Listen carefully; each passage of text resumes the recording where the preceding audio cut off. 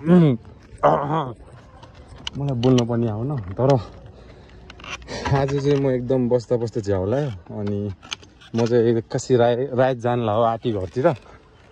मलाई थाहा छैन के कस्तो छ मैले केही लिएको छैन तर म जान्छु मतलब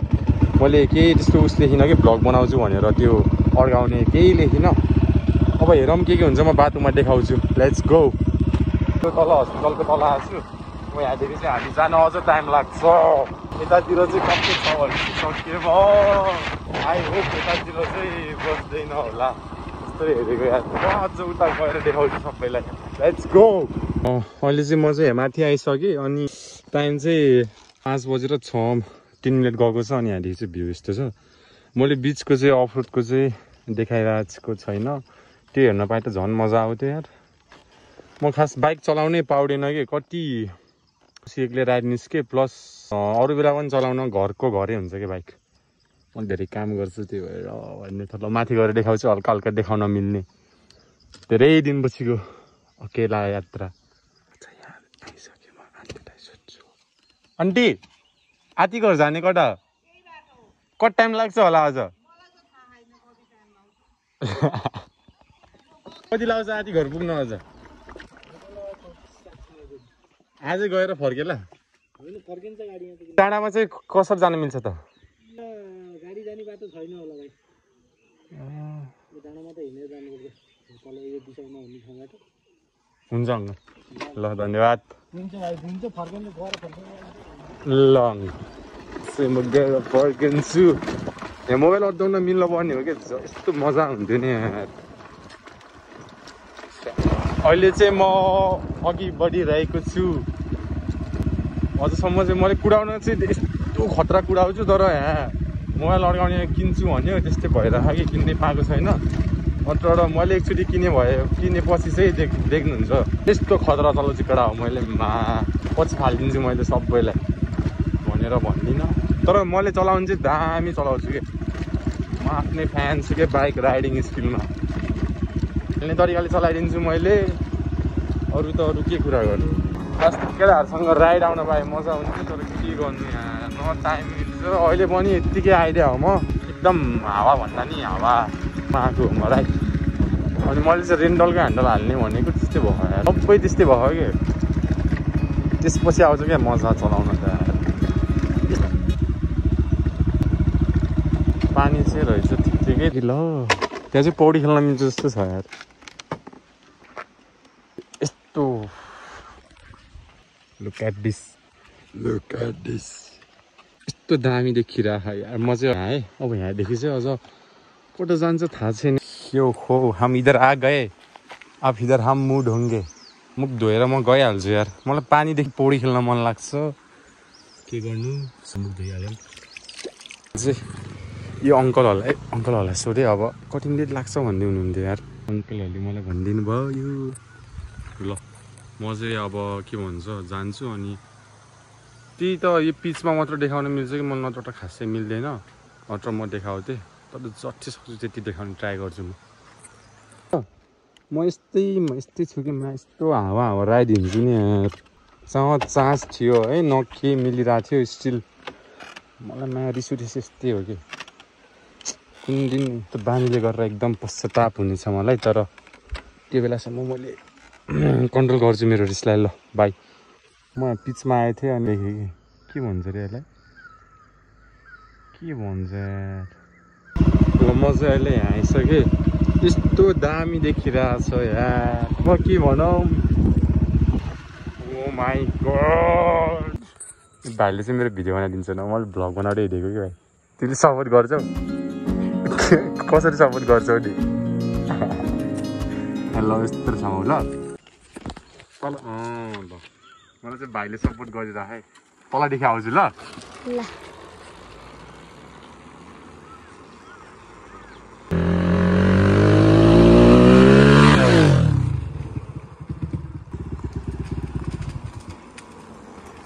सपोर्ट गर ल मलाई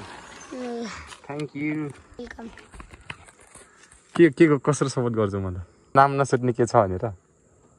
तिमी युट्युब हेर्दैन ल बाई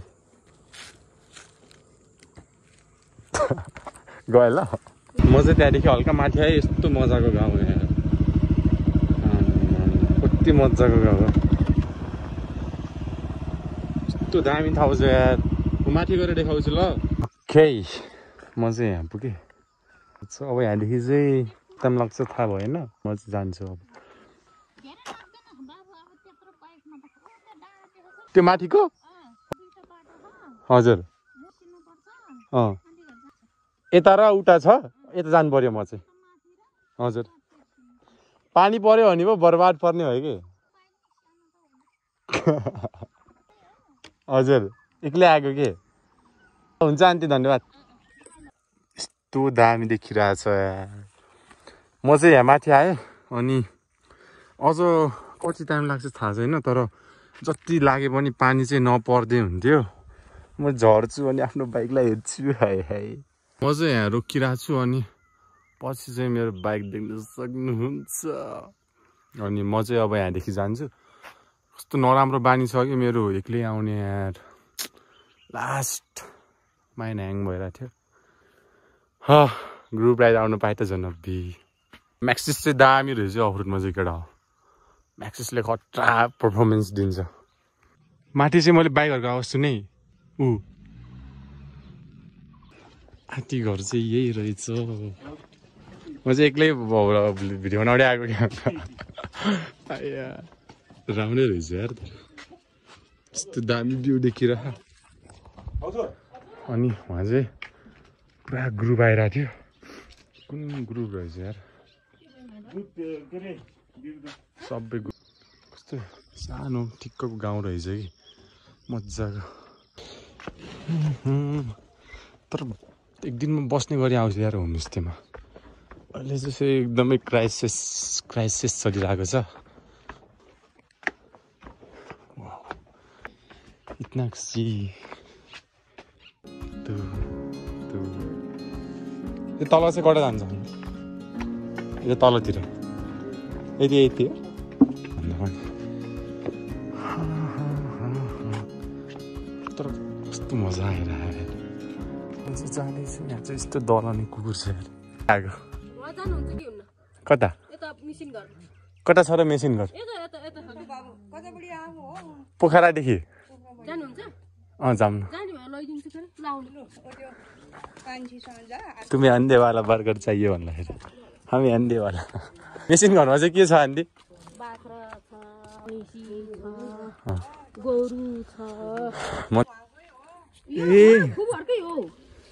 तुग्न त तुग्न मुझे अंडे वाला बर्गर चाहिए वो आयो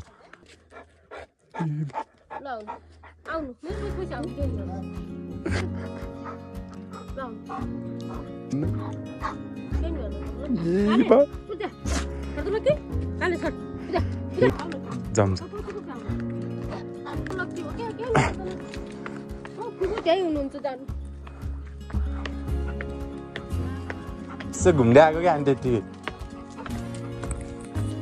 त्यो मजाको सानो देखिएको है घर हजुर हजुर हजुर यिनीहरू दुईटा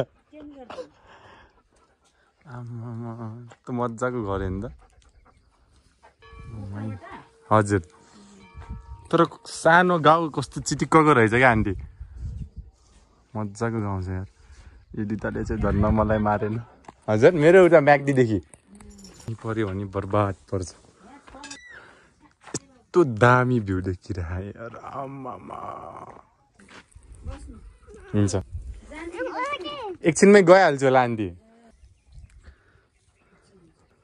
तोक्न यिनीहरूले चलाउँदाखेरि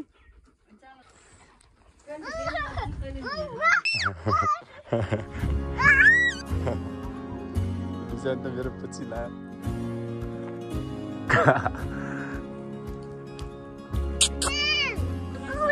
यो ल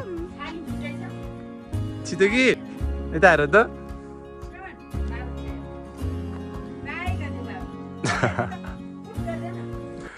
हाम्रो चटनी पनि आइसक्यो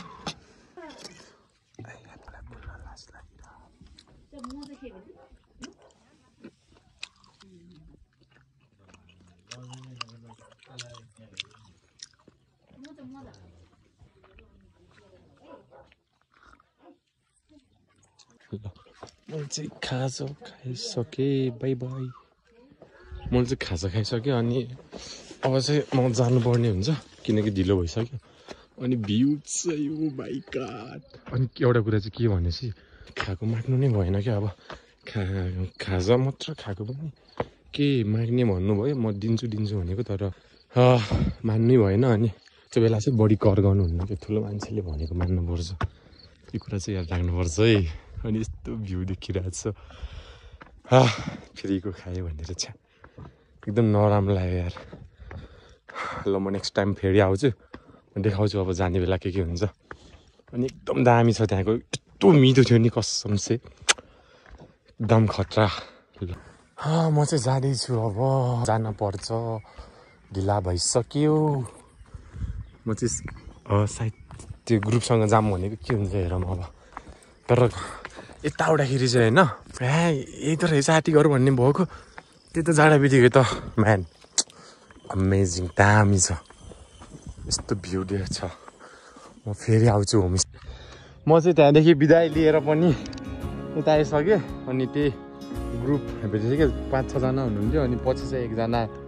दाइ आउनुहुन्छ अगाडि चाहिँ 3-4 जना यस्तो वाइल्ड कुदाइरहने यार थै बेडाउनै सकिन्न यस्तो दामी जुन देखिरहेको थियो माथि माइक ल म के हुन्छ उतै देखाउँछु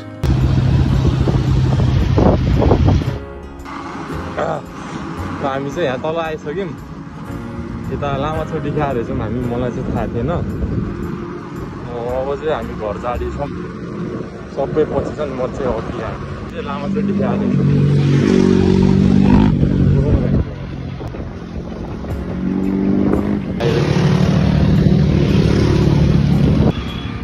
म चाहिँ अहिले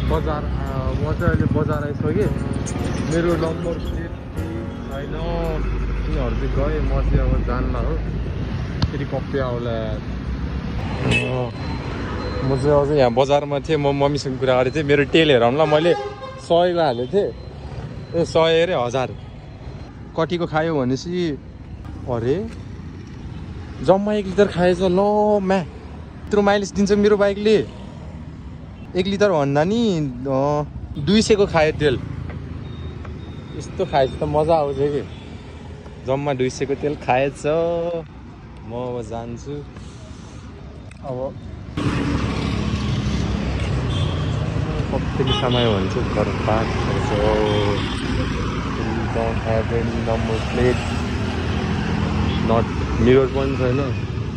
अब चाहिँ हामीले नम्बर प्लेट हाल्न पर्छ नम्बर प्लेट हालेर घर जाने बेला देखाउँछु नम्बर प्लेट हाल्ने कार्यक्रम हुँदैछ हालेर म अब चाहिँ म डाइरेक्ट घर गएर देखाउँछु म चाहिँ घर फर्किँदैछु जस खतरा भयो आज चाहिँ आँटी घर चाहिँ म फेरि जान्छु अर्कोचोटि चाहिँ अनि मलाई चाहिँ एकदम खतरा लागेको चाहिँ त्यो के भन्छ त्यो आन्टीकोमा हो लाइक मैले खाएको पैसा पनि ल्याउनु भएन अब किन मलाई दिन मन चाहिँ लाग्थ्यो कि मैले दिएको तर बढी कर गर्नुहुन्छ कि अब ठुलो मान्छेले हो भनेको चाहिँ के भएर मैले दिएन नेक्स्ट टाइम चाहिँ म त्यही बोक्नु जान्छु किनकि आँटी घर गयो भने चाहिँ म चाहिँ के भन्छु भने चाहिँ सबै त्यहाँ जाँदा हुन्छ किनकि त्यहाँदेखि चाहिँ आँटी घर प्लस सबै देख्छ कि त्यो जुन आँटी घर छ नि त्यो सब घरहरू देखिन्छ अनि भ्यू पनि कति दामी छ अनि प्राइस चाहिँ कस्तो रहेछ भनेपछि एकजनाको चाहिँ कति 1200 अनि राति पनि चिकन खाना बिहान पनि सादा खाना रहेछ खाना नै खाना रहेछ त्यो भनेको एकदम गुड प्राइस हो त्यही भएर म चाहिँ रिकमेन्ड गर्छु आँटी घर नै जाँदा एकदम खतरा हुन्छ खतरा तर राति चाहिँ डेन्जर जाडो हुन्छ म चाहिँ सुरुमा आँटी घर जाँदाखेरि चाहिँ त्यो साइडको देखेँ अनि आँटी घर यो भन्दाखेरि चाहिँ त्यो त रहेछ भन्ने भइरहेको थियो अनि जब अलि म भित्र छिरेँ नि आमामा यस्तो खतरा लाग्यो मलाई यार अब नयाँ ठाउँ भएर पनि होला जेस अन्त दामी नै थियो ठाउँ चाहिँ अनि म चाहिँ जान्छु नेक्स्ट टाइममा जाने होइन जेस राइड चाहिँ खतरा भयो भनौँ न एक्लै भयो पनि मजा आयो मलाई अनि प्लस म चलाउन पनि जेस ठिकै चलाइरहेको थिएँ अब चाहिँ अर्को राइड चाहिँ मेरो अब त्यस्तै होला जस्तो छ म चाहिँ धेरै पछि गएर आइदिएँ यार लगभग 2-3 महिनापछि गएँ एक्लै सधैँ एक्लै जान्छु अनि अब चाहिँ त्यही हो अब डाइरेक्ट नेक्स्ट भ्लगमा भेटौँला तबसम्मको लागि बाई बाई नेक्स्ट भ्लग चाहिँ अब आउँछ होला 3-4 महिनापछि ल सी यू